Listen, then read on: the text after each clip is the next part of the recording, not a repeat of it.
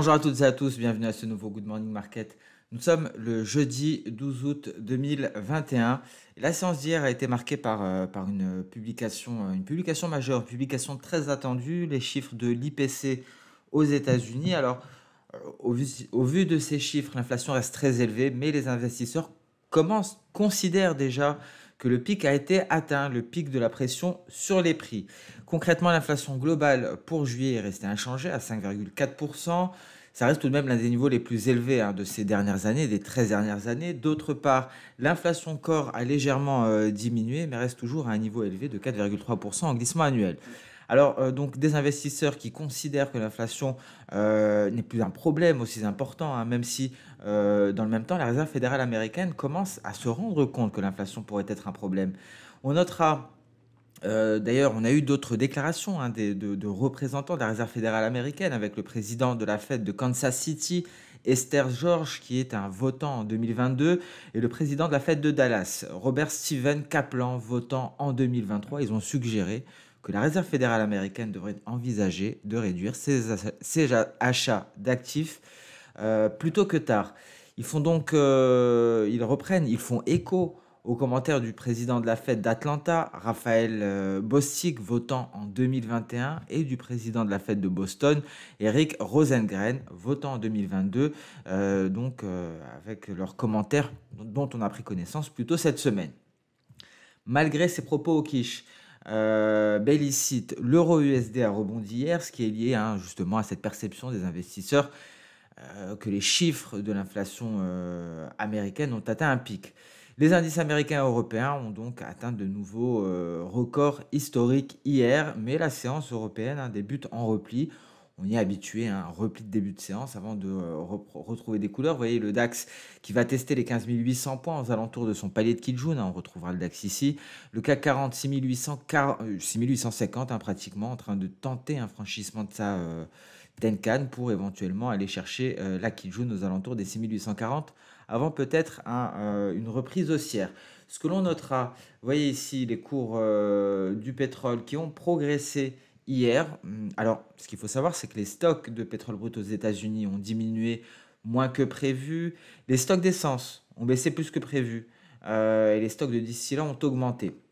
Alors, plutôt en début de séance d'hier, la Maison-Blanche avait lancé un appel aux pays membres de l'Organisation des pays exportateurs de pétrole, l'OPEP, et ses alliés, donc l'OPEP+, un appel en faveur d'une augmentation de l'offre afin de freiner la hausse des prix à la pompe. Ça avait pesé sur les cours. On en a parlé hier lors de la vidéo matières premières et fondamentaux. Dans certaines régions des États-Unis, notamment la côte ouest, l'essence est à 4 dollars le gallon. Et précédemment, par le passé, 4 dollars le gallon, ça correspondait à un baril du pétrole à 90 dollars. On n'y est pas. Nous sommes aux alentours des 70 dollars et nous avons sur la côte ouest de l'essence à 4 dollars le gallon. Alors, par la suite, l'administration Biden a précisé que sa demande visait un engagement à long terme et pas nécessairement une réponse immédiate. Donc, on se retire très vite. On notera sur les crypto-monnaies les cours du Bitcoin qui ont poursuivi leur hausse et se replient aujourd'hui. Et d'ailleurs, concernant les crypto-monnaies et les actions liées aux crypto-monnaies, il convient de noter que l'action Coinbase a bondi de plus de 5% après avoir publié des chiffres trimestriels robustes. La valeur des cryptoactifs qui a été échangée a diminué d'environ 20%. Les traders particuliers ont représenté 145 milliards de dollars de volume total et les investisseurs institutionnels 317 milliards de dollars, ce qui équivaut à des augmentations pour les particuliers de 20%, pour les institutionnels de 47% par rapport au premier trimestre pour Coinbase.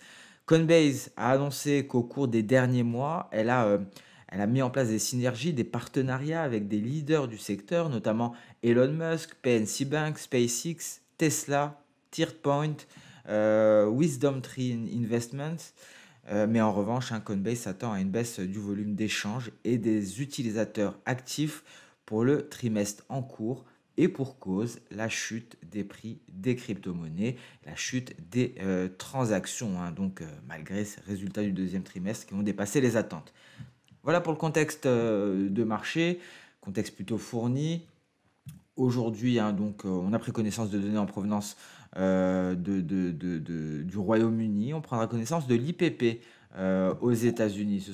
C'est le chiffre, hein, qui sera attendu. D'autres chiffres, hein, également la production industrielle de la zone euro. Alors on va passer sans plus tarder sur les indices. Et d'ailleurs aujourd'hui concernant les cryptos, on va parler de Coinbase, hein. Je n'ai pas eu le temps de préparer le graphique. On va le faire ensemble assez rapidement parce que j'ai consulté ce matin le graphique, je voulais le préparer, j'ai vu qu'il y avait un éventuel signal, il me semble, on va le voir ensemble. Alors, vous voyez le Nikkei en repli sur le seuil psychologique des 28 000 points, refus encore de franchissement de cette précédente invalidation, plutôt du franchissement de cette projection de Soda que l'on a abordé hier. Le CAC 40 en repli en ce début de semaine a tout de même réussi à s'éloigner des 127,2%. Mais bon, c'est la fin de ce mois qui sera décisive. C'est difficile d'avoir tout de même d'autres objectifs hormis les précédents records historiques pour le CAC 40. Pourquoi? Parce que vous voyez cette tendance haussière très régulière. On n'arrive pas à déceler une quelconque vague, même en données H4, hein. C'est assez régulier, hein. Ce qui est tout de même assez frappant, c'est ce signal Ishimoku qui a été validé par la suite. On a eu un repli des cours, franchissement de Tenkan invalidé dans l'immédiat, et depuis, vous voyez, on est soutenu par la Tenkan. On ne va même plus tester la Kijun.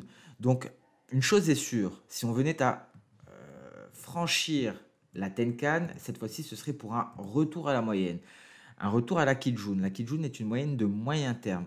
Et ça ne m'étonnerait pas qu'à ce moment précis, la Kijun corresponde au retracement externe des 127,2%, soit les 6807 points, 6800 largement environ. Donc, je pense que le seuil d'alerte pour le CAC 40 pourrait être décelé en H4 en cas de clôture sous la Tenkan. Dans ce cas-là, ce serait pour aller acheter la Kijun, pour aller chercher la Kijun, c'est un lapsus. Et donc voilà, ça pourrait être soit une opportunité, soit une cassure de Kijun, ce serait un réel signal d'alerte. Le DAX repli en ce début de séance européenne, on atteste les données journalières. Donc peut-être pour aller chercher les 15 800, nous l'avons dit, avant une reprise haussière. On n'est pas parvenu tout de même, malgré la hausse, à aller chercher les 15 893.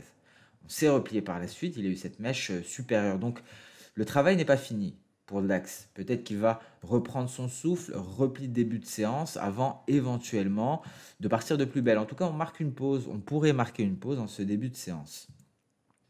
Le Nasdaq est faible, c'est le plus faible, hein. On le voit lors de ces dernières séances, S&P 500 et Dow Jones progressent quand le Nasdaq se replie. Alors vous voyez, on est en train d'intégrer le nuage, on a intégré le nuage en données H4. Attention, si on venait à en sortir, le tout est de voir où est ma Chikou Span, elle est ici. Si on sort du nuage, on serait très proche d'une validation par la suite. Et donc dans ce cas-là, ce serait pour aller chercher cette moyenne mobile simple à 200 périodes.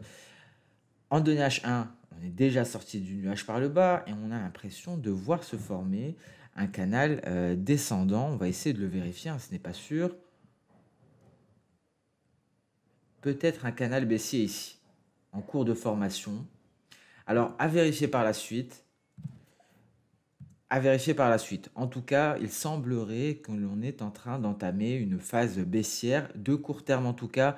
Et souvenez-vous, nous avions ce triangle que l'on voit très bien ici en données H4. Notre réflexe lorsque nous faisons face à des triangles, à ce genre de figure, on va chercher l'apex, on va chercher le centre de cette figure. Car c'est un niveau que l'on retrouve très souvent. Et le centre est aux alentours des 14 930 points. C'est peut-être un gros support, peut-être un niveau sur lequel les cours du Nasdaq pourraient reprendre appui. En tout cas, souvenez-vous, on le fait très souvent, ça marche. Le niveau d'Apex est un niveau de rappel pour les cours. Peut-être que le Nasdaq répond à ce rappel d'un point de vue technique. S&P 500 à présent, belle progression hier, on marque une pause aujourd'hui. Rien à signaler, on est encore assez loin des 4470 points. C'est l'objectif qui viserait à finaliser cette projection d'Osoda. Le Dow Jones également, belle progression. On a une projection d'Osoda assez éloignée, 37 000 points. C'est un seuil psychologique, hein. Donc ce serait le niveau à aller chercher en cas de poursuite haussière. Là, on est en train de se stabiliser tout simplement au-dessus des 127,2%, 35 350 points pour le Dow Jones. Le Bitcoin, vous voyez, hein, la Kijun ici en données hebdo a fait office de résistance. On va le voir. On est de retour sur notre moyenne mobile de long terme, moyenne mobile simple à 200 périodes. On marque une pause, on a du mal à aller chercher ce niveau de résistance qui nous permettrait d'envisager un retour éventuel vers les 60 000 $, voire plus. Donc, et faiblesse générale des crypto-monnaies. Ici, rien à faire, tant qu'on est entre ces deux niveaux. On attend la cassure d'un de ces deux niveaux pour envisager des prochaines perspectives. Alors, l'Ethereum, vous voyez, peut-être un signal. Alors, nous allons travailler de deux manières. On va faire de l'analyse technique classique en allant chercher une trendline, une ligne de tendance que je placerai pour ma part comme ceci. Donc visiblement, nous avons eu ici un premier signal de vente, c'est de l'analyse technique classique, cassure de support résistance, cassure de trendline, tout ça, pardon, c'est de l'analyse technique classique. Ce que l'on va faire à présent, on va se baser sur le repli de 2021. Pourquoi se baser sur le repli de 2021? Parce que il serait intéressant tout de même d'avoir des niveaux de support et de résistance. Pour cela, on va s'amuser avec les retracements de Fibo. Je le fais grossièrement avant d'ajuster. Et nous avons donc des niveaux de support et de résistance à présent. Donc, éventuelle cible aux alentours des 3023 $. C'est le retracement de Fibonacci à 50%. Vous voyez comment ça a été un support ici, ensuite résistance. C'est ce que l'on appelle une inversion de polarité, au passage. Un support qui devient résistance. Donc, éventuel signal de vente sur l'Ethereum. Ce que l'on pourrait ajouter, si ça nous apporte des infos, bien entendu, Ishimoku. Alors, je préfère faire tout ce qui est chartisme avant d'ajouter Ishimoku, parce que Ishimoku va surcharger mes graphiques. J'ai une meilleure vision des prix sans Ishimoku. Lorsque je me suis un peu habitué à l'actif en question, j'ajoute Ishimoku. Où sommes-nous? Dans le nuage. On vient d'intégrer le nuage. Donc, bon, il y a peut-être une possibilité éventuelle de ne pas aller jusqu'au 50%, d'aller jusqu'au bas de nuage, aux alentours des 3055, avant de repartir à la hausse. Ce serait peut-être le temps d'un pullback. Il y a encore beaucoup de possibilités avant d'envisager un réel repli plus profond. Mais en tout cas, voilà comment travailler lorsque l'on découvre un graphique, parce que je vous avoue que je ne suivais pas, j'ai suivi à un certain moment l'Ethereum, mais je ne le suivais plus pendant assez longtemps. Donc nous avons travaillé ensemble. Je répète, on a commencé par le chartisme. On trace la trendline, on est en tendance haussière, donc elle relie les creux. On aurait été en tendance baissière. Alors là, c'est vraiment de l'analyse classique, de l'analyse technique classique. En tendance baissière, elle aurait relié les sommets. Vous voyez, ici, c'était un signal d'achat. Donc voilà comment j'ai travaillé. Et ensuite, j'ai essayé d'avoir d'autres niveaux pour avoir un objectif. Et ce sont les retracements de Fibo qui m'ont aidé. Pour cela, j'ai cherché, donc j'ai relié le sommet sur lequel a débuté la baisse de mai 2021. Une baisse donc qui a duré jusqu'au 12 août. Donc voilà pour l'Ethereum, on va le suivre de près à présent, suite à une demande également par rapport au gaz naturel. Alors, on passe à présent sur les matières premières. Très intéressant le gold, vous voyez, en données hebdo. On est en train d'invalider peu à peu le signal de vente. La chic Ouspan est en train de réintégrer. Je vais enlever le rectangle pour une meilleure visibilité. Elle réintègre le nuage. Donc on est en train d'invalider visiblement le signal de vente. Comme quoi les dés ne sont pas jetés tant qu'il n'y a pas eu clôture de la bougie, quelle que soit l'unité de temps. Ici, on repart à la hausse, mais il y a quand même une résistance. On a un cluster de Kijun et de Tenkan. Bon, j'ai un peu de mal avec ce terme cluster depuis le Covid, mais ça s'appelle comme ça. Lorsque deux niveaux techniques coïncident, on appelle cela un cluster. Et là, c'est un cluster de Tenkan et de Kijun aux alentours des 1758 $ l'once. 1759. Et après cela, on a cette oblique baissière, c'est la borne supérieure du précédent canal baissier. Donc rien n'est joué encore pour le gold. On atteste ici les données intraday, on est toujours sous le nuage, mais il y a tout de même un twist. Si on ne le franchit pas très rapidement, un nuage épais fera son apparition et viendra donc compromettre les éventuelles perspectives haussières sur le gold. Le pétrole à présent, le pétrole en données journalières. Vous voyez, on est allé chercher le bas de nuage et on se replie aujourd'hui. On est à 69 $. On n'arrive pas à intégrer le nuage. Si on l'intègre, il y a quand même une grosse résistance à 70,20. C'est ma Kijun. Donc, mieux vaut rester pour le moment dans l'observation. On attend de voir ce que nous dessine le pétrole. L'OPEP pourrait intervenir prochainement ou en tout cas s'exprimer. Il y a eu cette, cet appel de la part de la Maison Blanche et donc on attend une éventuelle réaction des pays membres de l'OPEP. Donc prudence tout de même sur les pétroles. Voilà l'état du WTI en données journalières, en données intraday. On a un nuage en résistance. On a tout de même franchi cette oblique haussière ici, ce qui vient compromettre les perspectives baissières, hein. Mais on a beaucoup de résistance, le nuage et le retracement à 50% en données H4. Gaz naturel, on en a parlé hier, pas de changement hein, pour le moment. On est toujours sous cette résistance des 4,160. On a effectué un pullback sur la borne supérieure du canal ascendant. Les données saisonnières laissent entrevoir un pic très prochainement, d'ailleurs à la fin du mois d'août. Et en données H4 également, hein, on allait tester le nuage ici. Donc la tendance haussière n'est pas remise en cause. Il y a d'ailleurs ce que l'on a dit, la météo aux États-Unis qui pourrait favoriser la demande, et il y a une offre assez limitée, en tout cas par rapport à la moyenne des 5 dernières années. Le café, le café c'était beau, hein. On a eu un gap haussier hier, on allait chercher, se rapprocher du retracement à 38,2%.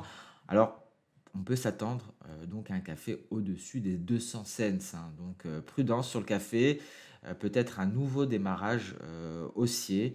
Ici, il faudrait sortir du nuage par le haut en données H4, cela confirmerait pardon, les perspectives haussières. On passe sans plus tarder sur le marché des changes. Le biais vert, stabilisation parfaite sur la ligne de coup de cet éventuel double creux. On le voit ici, on s'est replié hier, hein. Les investisseurs considèrent que l'inflation n'est que temporaire. On a peut-être atteint le pic de l'inflation. En tout cas, on a eu une belle progression depuis le rapport NFP. L'euro-dollar, lui, a été assez précis. Vous voyez, il est allé chercher ce niveau, hein. C'est le précédent creux, tout simplement, très précisément, 0,17057. 1,17057, pardon. Et donc, bon, à voir, hein, c'est seul, à mon avis, le franchissement de ce niveau serait un signal d'alerte, hein. On pourrait aller chercher les 1,1640. Donc, on attend de voir quel sera le comportement du billet vert et on attend une cassure de ce précédent creux, de ce niveau-là, pour envisager une poursuite de la baisse. Du coup, le GBP-USD a retrouvé des couleurs hier, mais donc on a cette grosse résistance. Donc j'ai du mal à avoir des perspectives haussières hein, sur le GBP-USD. Vous le savez depuis assez longtemps, je vois plus une poursuite baissière sur le câble. L'USDN. Alors l'USDN était sur le point de nous donner un signal hier. Souvenez-vous, avec la Chikuspan qui se désengageait.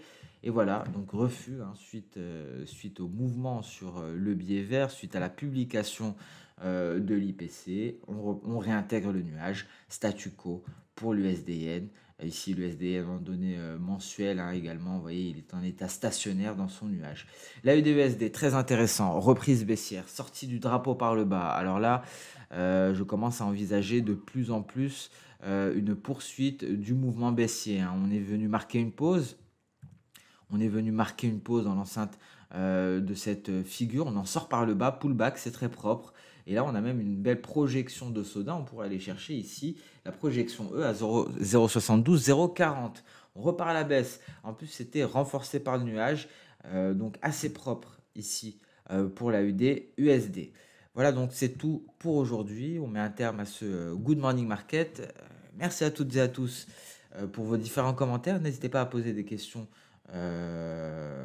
si vous en avez, des suggestions. J'ai une suggestion concernant une note sur le R3 en français. Alors effectivement, très bonne suggestion. Je pense qu'on va s'en occuper. Alors je vais essayer de demander à quelqu'un de le faire éventuellement. J'y rajouterai certaines précisions et on essaiera de vous transmettre cela le plus rapidement possible parce que ça pourrait être, c'est ce qui fait la différence, hein, comme a dit Simon en commentaire hier ou avant-hier. Le money management fera vraiment la différence entre deux traders. Ça ne sert à rien d'avoir le meilleur système de trading au monde, le plus précis, si on n'a pas un money management au point, si on ne sait pas comment placer ses stop loss et ses take profit. Alors sur ce, je vous souhaite une Très bonne journée, une très bonne séance de trading. On se donne rendez-vous dès demain pour le prochain Good Morning Market. Au revoir.